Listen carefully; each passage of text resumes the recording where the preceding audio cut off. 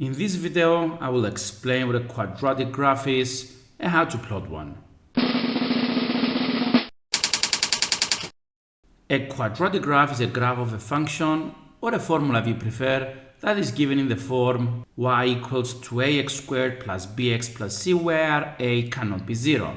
B and c can be 0, but not a.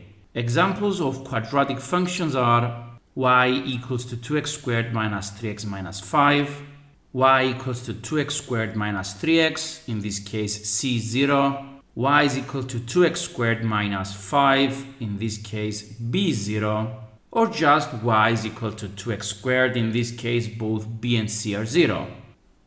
To plot a quadratic graph, first you create a table of various x values and use the equation to calculate the y values. Then you plot the points, and finally you join them using a smooth curve.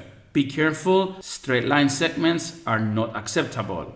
The resulting shape is called a parabola and looks like this if a is greater than 0, and like this if a is less than 0. An example of a positive parabola is y equals to 2x squared minus 3x minus 5, and an example of a negative parabola is y equals minus 5x squared plus 7. Note how the coefficient of x squared is positive in the first case and negative in the second case.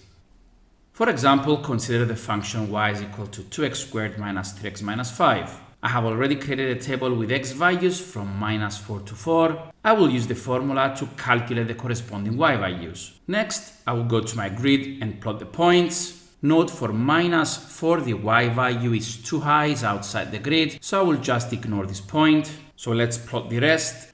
Now I can join the points. Note that points must be joined smoothly. Drawing line segments is wrong, so this is not acceptable. The correct graph is the following. Let's go over a second example. This time I will draw the graph of y equals minus x squared plus x. Again, I will need to calculate the y coordinates and plot the points. Again, for x equals minus 4, the y value is outside the grid, so ignore that point.